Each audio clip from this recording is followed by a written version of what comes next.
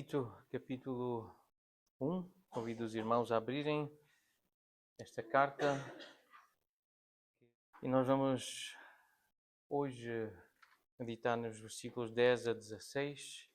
Peço que os irmãos então prestem atenção à leitura da palavra do Senhor, versículos 10 a 16. Porque existem muitos insubordinados, faladores frívolos e enganadores, especialmente os da circuncisão. É preciso fazê-los calar, porque andam pervertendo casas inteiras, ensinando que não devem por torpe ganância. Foi mesmo dentre eles um seu profeta que disse: cretenses sempre mentirosos, feras terríveis, ventres preguiçosos. Tal testemunho é exato. Portanto, repreende-os severamente, para que sejam sadios na fé e não se ocupem com fábulas judaicas nem com mandamentos de homens desviados da verdade. Todas as coisas são puras para os puros, todavia para os impuros e descrentes nada é puro, porque tanto a mente como a consciência deles estão corrompidas. No tocante a Deus, professam conhecê-lo, entretanto o negam por suas obras. É por isso que são abomináveis, desobedientes e reprovados para toda a boa obra. Vamos orar mais uma vez?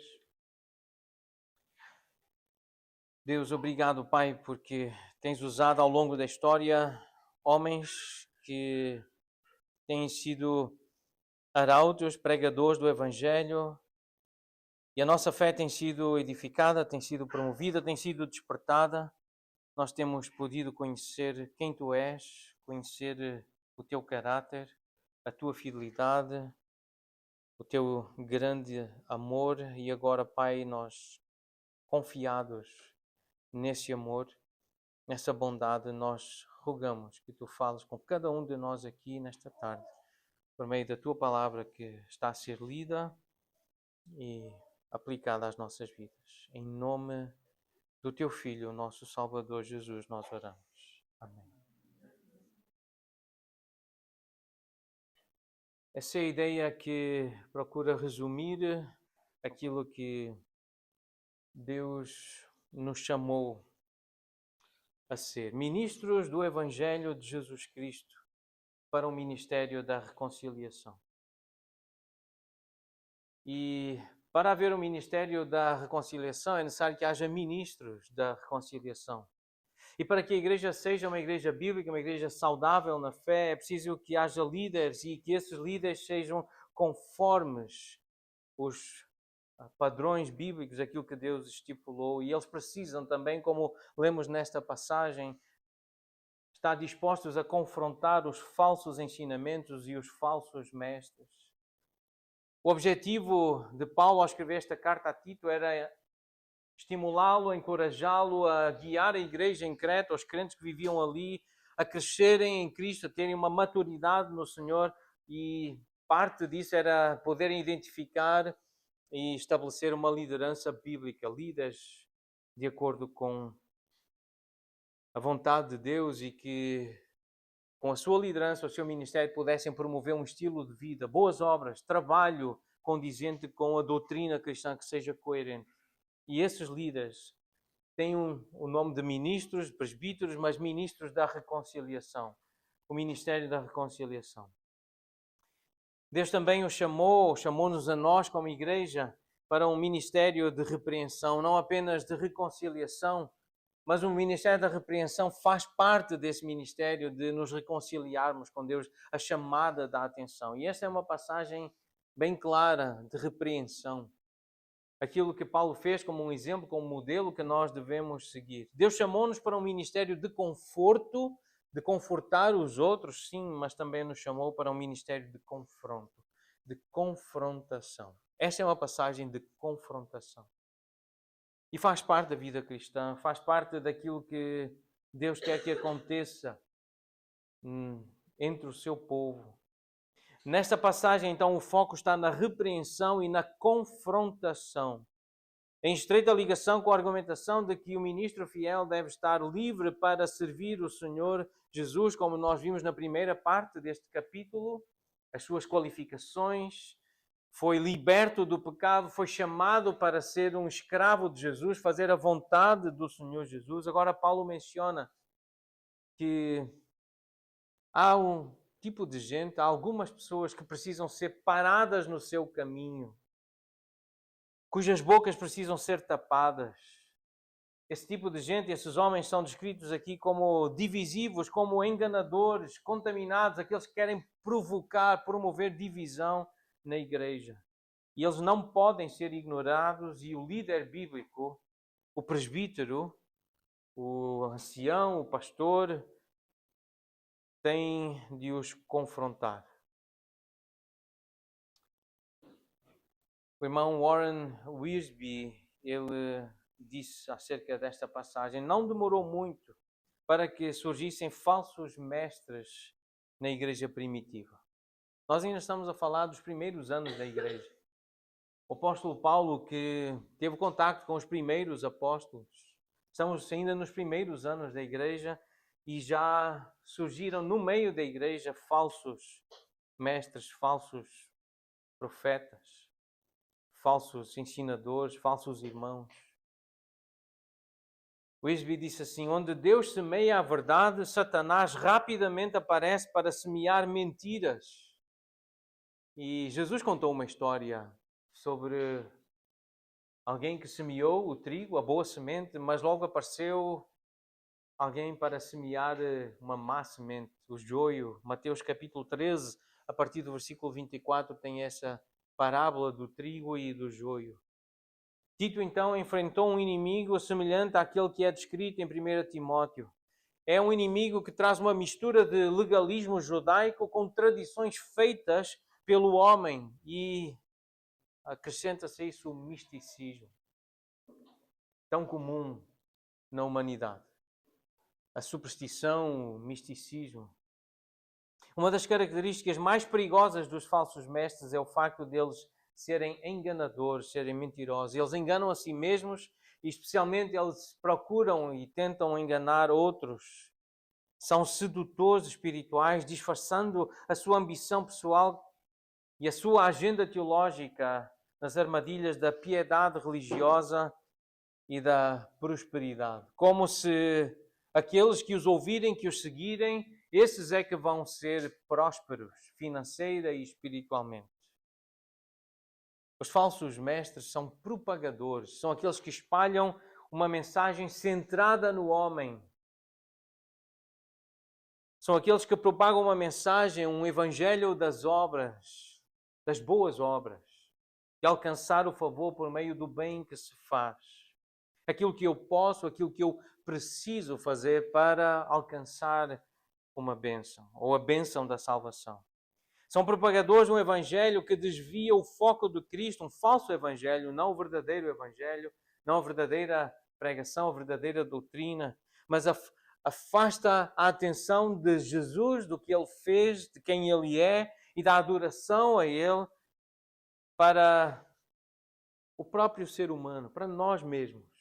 Os falsos mestres, o falso ensino procura levar o homem a pensar mais em si mesmo, mais para si mesmo e para se agradar a si e se engrandecer, para focar nas suas próprias realizações, naquilo que ele pode ou naquilo que ele deve fazer. O versículo 10 diz que existem muitos, não são poucos, mas muitos, insubordinados, palradores frívolos e enganadores, especialmente os da circuncisão. Quando nós estudamos Gálatas, nós vimos o que significa isto da circuncisão. Os da circuncisão, aqueles judeus que obrigavam os gentios a se circuncidarem para que pudessem ser salvos. Fazer essa marca no corpo para assim obterem a bênção da salvação. Mas esta primeira expressão aqui no versículo 10, porque isto faz uma ligação com aquilo que foi dito anteriormente, especialmente nos versículos 5 a 9, que descreve a liderança. A importância de nomear pastores qualificados, que sejam piedosos no caráter e sãos na doutrina. Fica evidente nesta ligação aqui, porque, portanto, é necessário haver homens qualificados, que tenham essas características, porque há trabalho que eles precisam fazer e parte do trabalho é de confrontar o erro, confrontar a falsa doutrina. Os falsos mestres são pessoas normalmente agradáveis e persuasivas. São pessoas normalmente com um discurso muito atraente, até a sua postura pessoal é muito atraente. Os falsos mestres são ambiciosos. O que eles ensinam tem verdade suficiente para enganar os imaturos e vem com subtileza suficiente para enganar os crédulos, os que têm uma tendência para acreditar em tudo o que ouvem, sem comparar, sem conferir se as coisas são de facto assim. Esses são não os crentes, mas os crédulos, aqueles que facilmente acreditam no que leem, no que ouvem, sem averiguar, sem investigar, sem se aprofundar, sem comparar com aquilo que foi dito pelo Senhor Jesus e os seus apóstolos. No entanto, se nós fizermos uma análise mais atenta e cuidadosa, nós encontraremos logo abaixo da superfície a doença maligna da sua doutrina mortal. Eles são insubordinados. Esta é a sua doença, esta é a sua malignidade, este é o seu pecado. Uma pessoa que não é submissa, que não pode ser sujeitada ao controlo. É sinónimo esta expressão de desobediente, de teimoso, de rebelde. E sobre rebeldia, nós sabemos o que o Senhor disse por meio do seu profeta Samuel. Tem porventura o Senhor tanto prazer em holocaustos e sacrifícios quanto em que se obedeça à sua palavra? Eis que o obedecer é melhor do que o sacrificar e o atender melhor do que a gordura de carneiros, porque a rebelião é como o pecado da feitiçaria e a obstinação é como a idolatria e culto a ídolos do lar. Visto que rejeitaste a palavra do Senhor, Ele também te rejeitou a ti para que não sejas rei. Palavras de Samuel a Saul, porque ele foi insubordinado, ele foi rebelde, ele foi desobediente. E esta é a gênese, este é o coração destes falsos mestres, a insubordinação, a rebeldia, a desobediência, a teimosia em permanecer nos caminhos naturais, nos caminhos do homem. São palradores frívolos. Significa alguém que fala de coisas vazias e sem sentido. Coisas tolas, coisas que não fazem sentido. E se nós compararmos com 1 Timóteo, no capítulo 6, versículo 7, Paulo usa a mesma linguagem num contexto muito semelhante a falar com Timóteo, a prepará-lo para lidar com as dificuldades em Éfeso. Ele diz que algumas pessoas se desviaram da verdadeira doutrina. Ele diz, desviaram-se destas coisas, do verdadeiro evangelho, o evangelho que Deus me confiou. E quando alguém se desvia do ensino de Jesus, da sã doutrina, perde-se em loquacidade frívola, pretendendo passar por mestres da lei, não compreendendo, todavia, nem o que dizem, nem os assuntos sobre os quais fazem ousadas asseverações. Falam muito, mas não dizem nada. Nada de realmente verdadeiro, nada de realmente puro, de edificante, nada realmente condizente com Deus e a sua palavra. Uma outra versão deste versículo de 1 Timóteo, na nova versão transformadora, aparece assim: eles desviaram-se destas coisas, do verdadeiro evangelho, e passaram o tempo em discussões inúteis. Querem ser conhecidos como mestres da lei, mas não sabem o que estão a falar, embora o façam com tanta confiança. Falam e parecem pessoas muito seguras do que estão a dizer, mas não faz sentido o que eles dizem. Para quem conhece a palavra de Deus, para quem conhece o Evangelho da Graça, não faz sentido. Mais à frente, no capítulo 6, ainda 1 Timóteo, versículo 3, diz: se alguém ensina outra doutrina e não concorda com as sãs palavras do nosso Senhor Jesus Cristo e com o ensino segundo a piedade, é enfatuado e nada entende. Se alguém está a ensinar outra coisa e que não bate, não tem correspondência com o que Jesus ensinou, é uma pessoa que não entende. Não entende o que é verdade. Tem mania por questões e contendas de palavras, de que nasce inveja, provocação, difamações, suspeitas malignas, altercações, discussões sem fim, conflitos. Homens cuja mente é pervertida, privados da verdade, supondo que a piedade é fonte de lucro. De novo, essa ideia da avareza, do amor ao dinheiro. Ainda mais uma passagem em 2 Timóteo capítulo 4, versículos 3 e 4. Haverá tempo em que não suportarão a sã doutrina. Pelo contrário, cercar-se-ão de mestres segundo as suas próprias cobiças, como que sentindo coceira nos ouvidos, e se recusarão a dar ouvidos à verdade, entregando-se às fábulas, aquilo que os homens inventam, aquilo que lhes parece melhor. Mas por causa dos desejos do coração, das inclinações da carne, deixam de querer ouvir a pregação da verdade. Estas coisas que foram entregues aos apóstolos, o verdadeiro evangelho, a pregação fiel da palavra. Já não querem ouvir, preferem ouvir histórias, fábulas, preferem ouvir estas coisas sem sentido, estes misticismos, esta religião feita à medida do homem, do coração do homem e para o homem, para que se sinta bem com essa religião inventada pelos homens. Então Paulo é bem claro e bem confrontativo. Ele diz: é preciso fazê-los calar. Esses homens têm de ser amordaçados, têm que ser travados, têm que ser calados. E como é que se faz isso? Como é que se cala esse tipo de fala, de pregação, de ensino, de influência? O que nós percebemos é que isso é possível quando se confronta com a verdade do Evangelho. É preciso falar a verdade do Evangelho. E esta é a nossa principal arma. Vejamos o que Paulo diz em 2 aos Coríntios acerca de armas, das nossas armas. E ele apresenta-se como um cooperador com Deus, alguém que está a trabalhar ao lado de Deus. Eu sou de Deus, eu pertenço a Deus, eu sou trabalhador dele, para ele, eu trabalho com ele. É assim que ele se apresenta. É assim que ele apresenta o ministério apostólico, a igreja que coopera com Deus. Segundo aos Coríntios 6, versículos de 1 a 7. É por isso também vos exortamos a que não recebais em vão a graça de Deus. Porque esta é a mensagem fiel e verdadeira. O verdadeiro evangelho fala da graça de Deus. Desse amor que nós não merecemos, dessa bondade, desse perdão que nenhum de nós merece, mas que é dado por Deus. Essa é a mensagem verdadeira, é pela graça. Não é pelo que fazemos, não é pelo que nós alcançamos, não é pela nossa inteligência, pelo nosso esforço, mas é pela graça de Deus.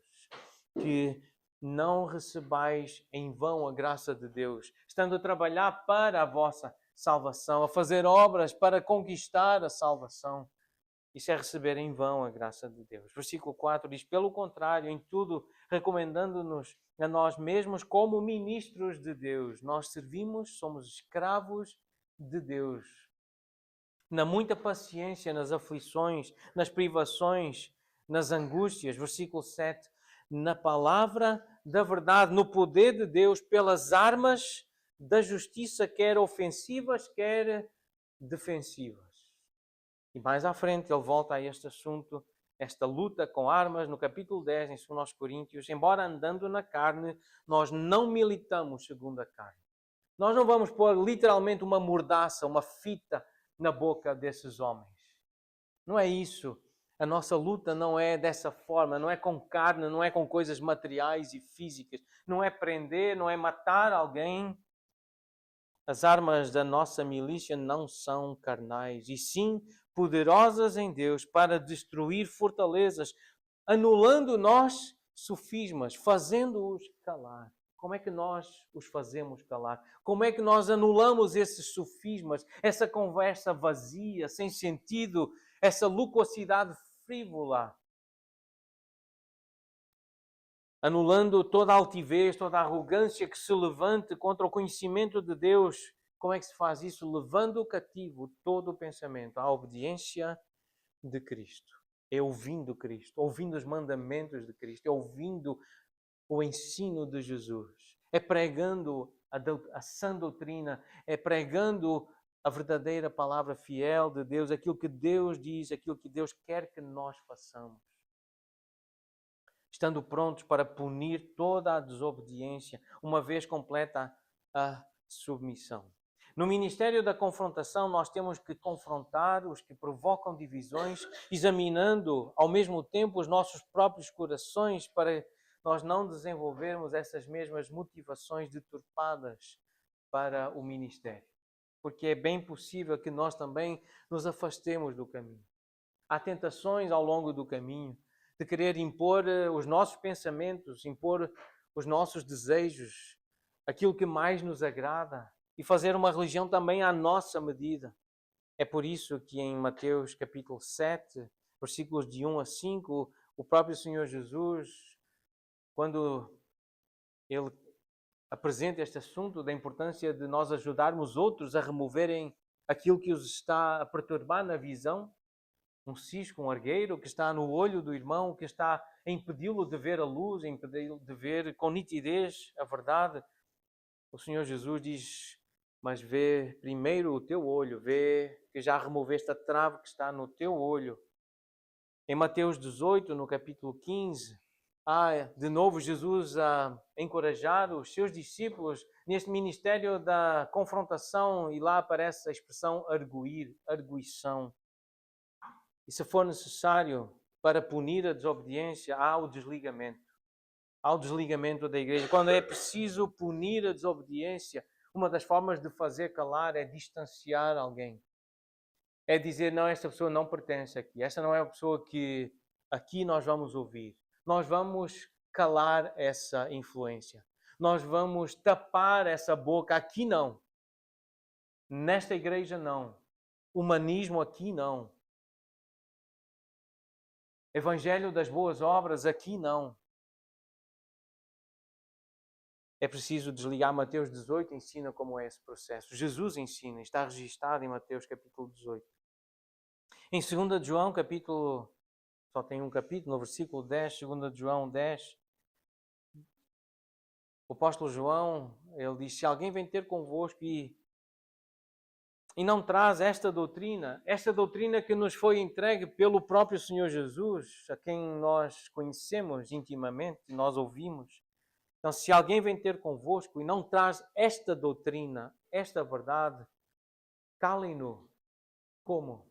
Não o recebam em casa. Não lhe deem tempo. Não lhe deem acolhida. Não o recebais em casa. 2 João, versículo 10. Não lhe deis as boas-vindas. Não é bem-vindo aqui. Alguém que não traz esta doutrina, aqui não fala. Aqui está calado. Na minha casa está calado. Na minha igreja está calado. É preciso fazê-los calar. Aqui não. E é preciso pastores que façam isso. É preciso homens de Deus que façam e que conheçam a verdade para poder discernir o que está errado, qual é o erro, e poder defender então a verdade. Porque as consequências são graves, são desastrosas. Há casas inteiras a ser pervertidas. Havia e continua a haver casas inteiras que são pervertidas por causa da influência de falsos mestres, de falso ensino. São falsos crentes, são falsos irmãos que precisam ser confrontados com os resultados reais da sua atividade. Eles estão a arruinar lares inteiros. Por causa desse falso ensino, dessa religião humanista, baseada em cobiça, em prazeres da carne, eles estão a perverter, a arruinar, a derrubar, destruir, a subverter casas inteiras, pais e filhos e netos. Há um ataque constante ao casamento. Infidelidade, a permissão para o divórcio. Isto está nas igrejas. A desvalorização do casamento, falsos mestres, falsos pastores que não amam o Senhor, não amam a sua palavra e permitem tudo e mais alguma coisa nas igrejas. Há um ataque à vida, a permissão e a facilidade para o aborto, para a eutanásia, e não há pessoas que se levantam e afirmam, aqui não, nessa igreja não. Na minha casa não. Um ataque à paternidade, defendendo o conforto do casal, da família, da beleza física. Então, ter filhos não, isso atrapalha a felicidade, o prazer. Há um ataque e não há líderes que se levantam para denunciar essas mentiras. Há um ataque à comunicação no casamento. Há conselhos para ficarem sozinhos, quietos no seu canto, fazerem os seus hobbies e não comunicar com os seus cônjuges, com os seus filhos. Há um ataque à comunhão. Há um ataque ao cuidado familiar. Por isso há tanto abandono de idosos, de crianças. Há casas inteiras a serem pervertidas, subvertidas, arruinadas, porque faltam pastores fiéis, líderes que são piedosos e que são ministros de Cristo e que usam as armas que têm, armas de defesa, armas de ataque, para anular esses sofismas e apresentar a verdade do Evangelho. Nós precisamos desses homens. Há casas inteiras a serem subvertidas. Pessoas que ensinam o que não devem, por torpe ganância, porque querem mais membros, querem mais dízimo, querem mais prestígio, querem crescer em termos materiais e de aparência. É ganância, é amor ao dinheiro. A motivação dos falsos ministros é o ganho desonesto. Esses tipos de pessoas não são nada mais do que apenas mercenários espirituais, mercenários ministeriais. São contratados, são motivados por lucro, pelo dinheiro. Os falsos mestres amam o dinheiro, anseiam por dinheiro e falam muito acerca de dinheiro. Eles, como diz em 1 Timóteo 6, supõem que a piedade, que a fé, a vida da igreja é fonte de lucro. Esta é a realidade que nós enfrentamos como Tito enfrentou. Nós enfrentamos essa realidade.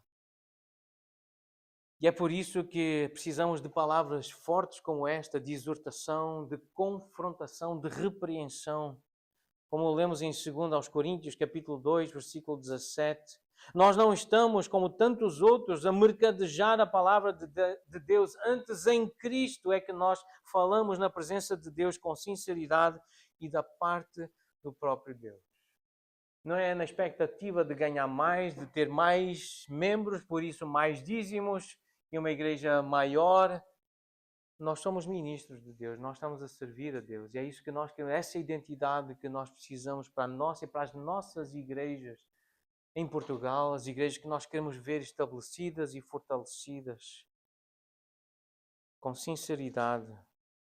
É para Deus. Versículos 12 e 13. Foi mesmo dentre eles um seu profeta que disse: cretenses, sempre mentirosos, feras terríveis, ventres preguiçosos. E tal testemunho, diz Paulo, é exato. E Paulo está aqui a citar como testemunha um dos heróis do povo de Creta, do passado daquela região.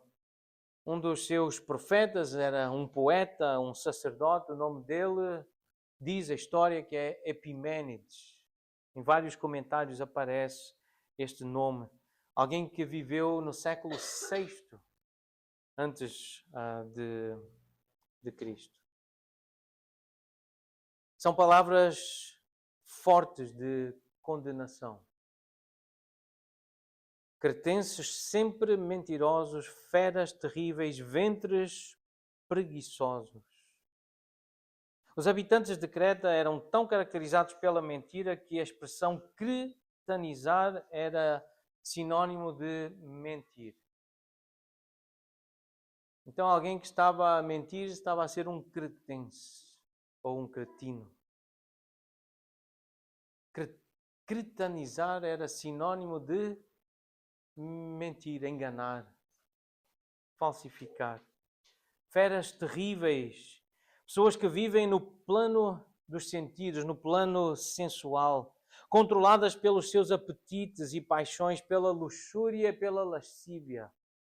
Como feras terríveis, destroem e despedaçam sem raciocinar, sem se preocupar com o bem-estar dos outros, querem é para si, querem mais para si, querem o seu conforto, o seu bem-estar, querem o seu ventre cheio. Ventres preguiçosos, autoindulgentes, obesos, sem autodisciplina ou domínio próprio, alimentavam-se e banqueteavam-se à custa dos outros, sem dignidade e nem honra, sem estarem preocupados com o seu testemunho. Palavras fortes de condenação. Alguém que anda por estes caminhos, não ouvindo a verdade, não querendo saber da verdade, vai desenvolvendo este tipo de postura na vida, que está distante da sã doutrina. Lida bem com o engano, vai se habituando à mentira e vai mentindo por isso. Vai se tornando uma coisa comum, banal. Mentir torna-se algo bem fácil de fazer. E dar espaço a tudo o que é dos sentidos, aos prazeres da carne, sem domínio próprio, sem controlo, sem temor a Deus, sem respeito pelas pessoas, sem se preocupar com o seu testemunho. Essa foi a realidade de Creta. Mas não é diferente em Lisboa, não é diferente na Europa. Nós vemos essa mesma realidade e por isso a mesma necessidade de igrejas bíblicas e de líderes e de pastores bíblicos, de homens que Deus prepara, que chama, que a igreja identifica e que a igreja ordena. Portanto, repreende-os severamente. Esta palavra, ela já tinha aparecido no versículo 9. O mesmo verbo que aparece lá, convencer os que contradizem, aparece aqui de novo, traduzida por repreender. Lá apareceu como convencer, aqui é traduzida por repreender, mas é a mesma palavra grega, que significa refutar, trazer à luz, expor, corrigir, ralhar, reprovar. É interessante que este verbo, esta mesma palavra, aparece quando Jesus fala do Espírito Santo, do que ele viria fazer depois da partida de Jesus. Ele viria para repreender, ralhar com os pecadores, para os convencer que eles estão errados. Convencer é o mesmo verbo, repreender. É isso que o Espírito Santo faz. O verdadeiro Espírito. Ele ralha também. Ele reprova, ele corrige, ele admoesta, ele confronta.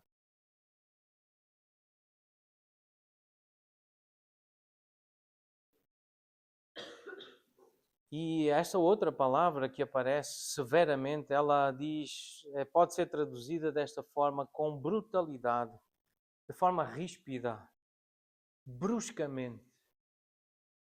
Quer dizer que há espaço para essa intensidade e essa emoção quando a verdade de Deus está a ser atacada.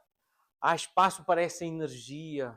Aqui a palavra em português é severamente, é de forma severa, mas um dicionário grego traduz essa expressão com brutalidade, de forma ríspida, de forma brusca. E Paulo usa esta mesma expressão quando ele fala com uma igreja muito amada, a igreja de Corinto. Na segunda carta aos Coríntios, no capítulo 13, versículo 10, ele diz: eu escrevo estas coisas, estando ausente, eu ainda estou longe, eu não estou aí fisicamente, eu não estou presente. Mas quando eu estiver presente, eu não venho a usar desta severidade, porque é o mesmo verbo. Na Almeida diz usar de rigor. Mas eu não quero ser bruto, eu não quero ser ríspido, eu não quero falar de uma forma brusca quando eu estiver aí. Eu não quero ser severo quando eu estiver aí. Porque não tem nada de pecaminoso em ser brusco, em ser severo na admoestação. O Espírito que é santo faz isso. Deus faz isso. E Deus ordena, por meio de Paulo a Tito, para ele fazer isso na igreja de Creta. E nós recebemos como palavra de Deus para nós hoje aqui.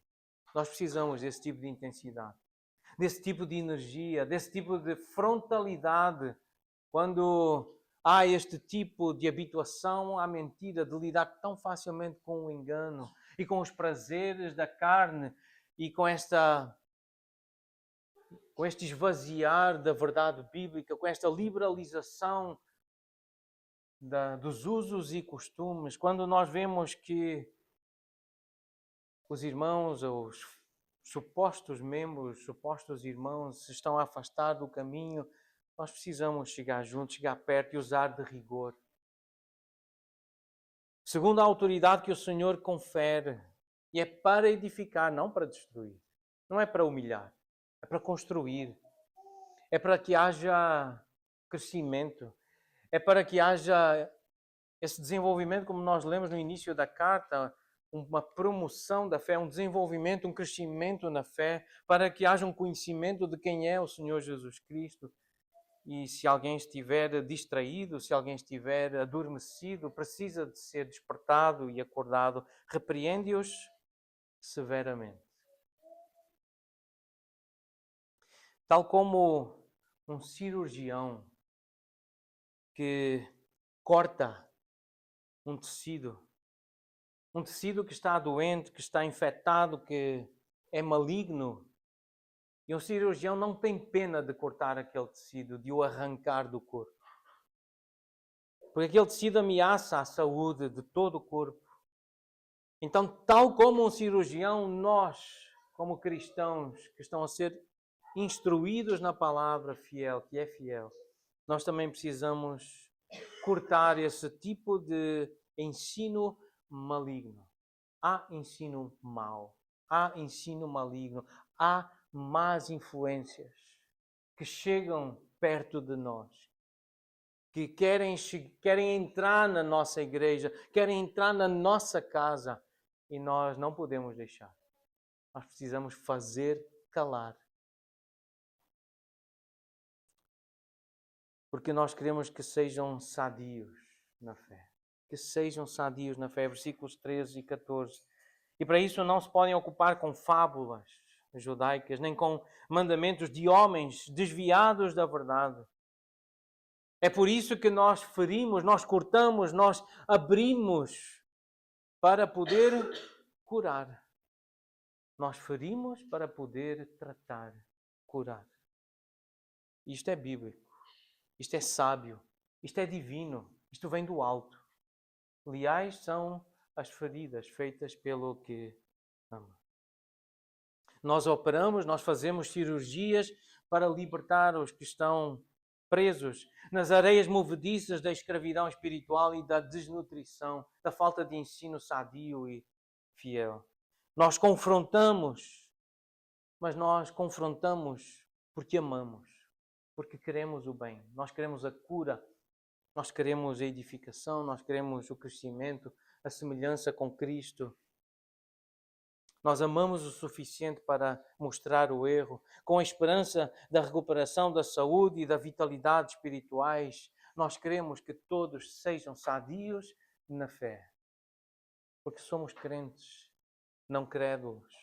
Nós somos cristãos, nós somos ministros de Deus. Especulações religiosas que vão além das Escrituras ou vão contra as Escrituras. Regras e tradições que acrescentam obras à graça. São centradas no homem em vez de serem centradas em Cristo. São humanistas em vez de cristocêntricas. E por isso Paulo diz que nós temos de confrontar essas ideias, essas tradições, essas especulações religiosas, essas conversas supérfluas. Nós temos que denunciar porque são mentiras, são engano, são pessoas que estão desviadas da verdade, que estão longe da verdade. São ideias que não são verdadeiras.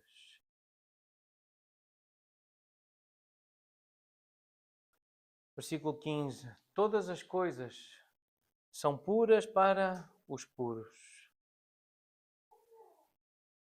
E Jesus diz em Marcos 7, não há nada fora do homem que entrando nele o possa contaminar. Mas o que sai do homem é que o contamina.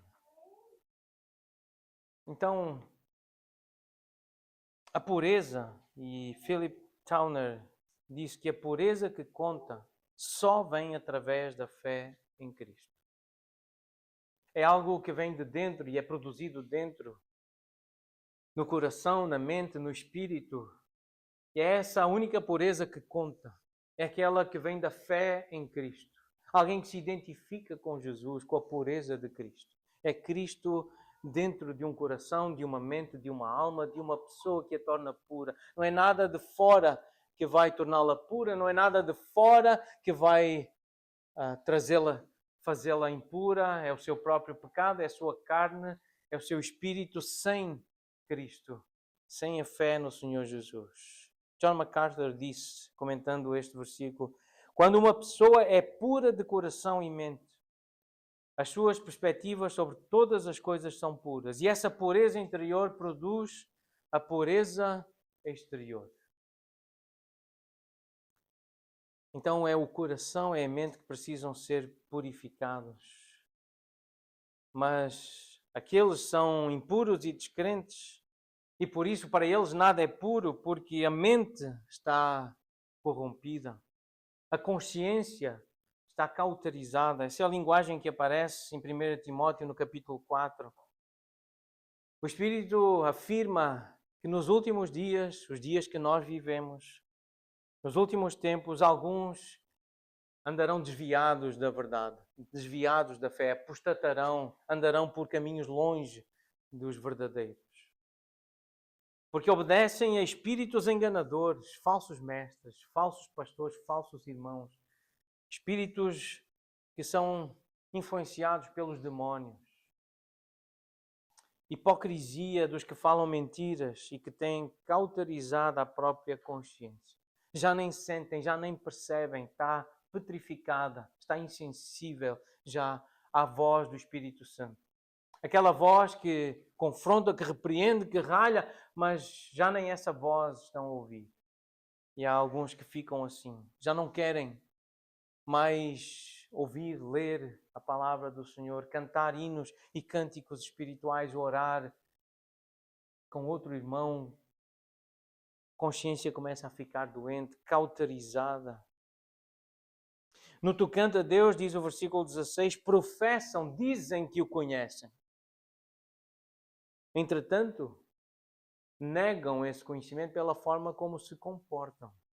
Eles dizem que conhecem Deus, que são de Deus, são ministros de Deus, mas a forma como agem, aquilo que dizem, aquilo que pregam, a influência que têm sobre as outras pessoas mostra que eles são abomináveis, desobedientes e reprovados para toda a boa obra.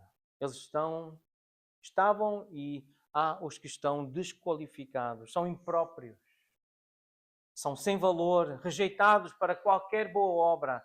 A igreja não vai convidar essas pessoas para assumir um papel de liderança, de ser um exemplo, de ajudar os outros, de ter essa honra de servir a Deus na liderança da igreja. Essas pessoas são falsificações, contrafações, não são aquilo que é verdadeiro e genuíno. E quando colocados à prova, quando testados, quando vêm as provações, as dificuldades, falham. Falharam e falham. Não são fiéis, não são aprovados. Porque a salvação que nós recebemos em Jesus Cristo leva-nos a uma vida de piedade e de serviço a Deus, que é o nosso Salvador. Quando alguém entende o Evangelho, quer trabalhar para o Salvador. Quer servir, quer ser útil nas mãos de Deus, quer ajudar outros a conhecerem mais Deus. E não apenas aqui em Tito, mas nós sabemos que a Bíblia está repleta de preocupações, de exortações, de confrontações acerca do falso ensino e do perigo para o povo de Deus. Pensando só em algumas passagens do Novo Testamento, nós encontramos palavras muito fortes do Senhor Jesus, do apóstolo Paulo, de Pedro, de João e também de Judas. Começando por Jesus, algumas passagens em que Jesus diz assim, Mateus 7,15, acautelai-vos dos falsos profetas, que se vos apresentam disfarçados em ovelhas, mas por dentro são lobos roubadores. Em Marcos, no capítulo 13, fala de falsos cristos, de falsos profetas que fazem sinais miraculosos para enganar, se possível, os próprios eleitos, como se isso fosse possível, mas eles acham que é. O apóstolo Paulo, em Atos 20, 29 e 30, ele diz que entre os irmãos de Éfeso iriam entrar lobos vorazes, homens falando coisas pervertidas. Em 2 Coríntios 11, ele menciona a forma como a serpente, como o demónio, enganou Eva com a sua astúcia e corrompeu a mente dela. E como ele temia que isso acontecesse também no meio dos irmãos de Corinto e que a mente deles se apartasse da simplicidade e da pureza devidas a Cristo. Ele fala de um espírito, uma influência de um espírito diferente, de um evangelho diferente nessa passagem, em 2 Coríntios 11. Também quando ele escreve a Timóteo, na primeira carta, no capítulo 4, ele fala de alguns que se apostatam, que se afastam da fé e que ouvem espíritos enganadores e falam daquilo que vem desse ensino dos demónios. No capítulo 3 de 2 Timóteo, diz, há alguns que têm forma de piedade, mas não têm poder, não têm o poder de Deus para pregar com fidelidade e mudar corações. Mas esse tipo de ensino cativa mulheres inexperientes. Esse tipo de gente é gente resistente à verdade, tem a sua mente corrompida e são reprovados quanto à fé. São insensatos, são tolos. Pedro, também na segunda carta, no capítulo 2, todo um capítulo escrito sobre este assunto dos falsos profetas, falsos mestres, aqueles que introduzem de forma simulada, astuta, heresias destruidoras. Eles querem destruir famílias, casas, querem destruir igrejas, e eles misturam ali falso ensino com a verdade. Práticas libertinas, palavras fictícias, avareza, fazer comércio, ganhar dinheiro no meio dos crentes. Também João, o apóstolo João, na primeira carta, ele fala de muitos anticristos, não apenas de um anticristo, do espírito do anticristo, mas de muitos anticristos. Nessa parte nós lemos que mentira alguma jamais procede da verdade e procuram afastar Jesus das pessoas, heresias destruidoras, ataques à doutrina de Cristo, à cristologia, à doutrina da teologia própria. Esses ataques, 1 de João, ele denuncia. Também no capítulo 4 fala da necessidade de provar os espíritos se vêm de Deus. Porque há muitos falsos profetas que saíram pelo mundo fora. E eles estão aí, chegaram a Portugal. Eles estão aí na região de Lisboa. Todo o país estão espalhados esses falsos profetas que saíram pelo mundo fora. O espírito do anticristo. Em 2 de João 7, diz, muitos enganadores têm saído pelo mundo, os quais não confessam Jesus vindo em carne, assim é o enganador e o anticristo. E por fim, Judas, que fala na sua carta de dissimuladores, daqueles que são hipócritas, são falsos, que parecem uma coisa, mas são outra, são homens ímpios, que transformam em libertinagem a graça de Deus, podem fazer o que quiserem com o seu corpo, com o seu tempo, com o seu dinheiro, porque afinal de contas Deus é bom e Ele vai perdoar tudo. E assim negam o único soberano e Senhor Jesus Cristo, atacam o Evangelho, atacando o casamento, atacando a vida, atacando a comunhão, atacando a comunicação, atacando o cuidado que a família deve prestar aos seus idosos. E na parte final da carta de Judas, ele descreve esses homens como escarnecedores, homens que andam segundo paixões ímpias, que promovem divisões, que são sensuais, que não têm o Espírito. Mas voltando a Jesus, porque no fim do Novo Testamento temos Jesus de novo a ensinar, através de João, nas cartas registradas em Apocalipse, e no capítulo 2, versículo 14, diz, eu tenho contra ti, diz o Senhor Jesus a uma das igrejas. E tens aí alguns que sustentam doutrina falsa. E Jesus, ele é contra as igrejas que permitem que doutrina destruidora, que heresias tenham espaço nos seus púlpitos, nos seus estudos bíblicos, nos livros que recomendam, nas canções que cantam. Jesus diz: eu tenho contra ti que sustentas aí alguém que tem doutrina de demónios, doutrina mentirosa, dissimulada. Eu fico contra vocês, diz Jesus. Charles Spurgeon, um homem dedicado à pregação fiel do Evangelho, deixou um legado de fidelidade à palavra de Deus. Ele disse acerca do ministério da confrontação: nós somos obrigados a chegar à conclusão de que a nossa mente não é pura, mas nós não precisamos de ficar por aqui porque há meios para tornar a nossa mente pura. Glória a Deus se a minha mente e a minha consciência estão contaminadas. Não precisam de ficar para sempre assim, porque existe purificação. Eu não posso fazer isso por mim mesmo, nem qualquer ação exterior o pode fazer, mas Deus propôs Cristo para ser o Salvador e Ele salvará o seu povo dos seus pecados. É algo interno e interior. Quem crê em Cristo Jesus, isto é, quem confia nele, já tem em si o início da pureza. Deus, o Espírito Santo, dá-lhe a cada vez mais a semelhança de Cristo. Pois aquele que crê será salvo do pecado interior, de todo o pecado, tanto da sua culpa como do poder do pecado. A fé purificá-lo-á, aplicando-lhe o sangue precioso e a água que flui do lado de Cristo. A fé tornar-se-á, pelo poder do Espírito Santo, uma graça purificadora e salvadora. E por isso, Spurgeon diz para nós orarmos desta forma, que Deus nos conceda isto. E que todos nós possamos estar entre os puros, para quem todas as coisas serão puras.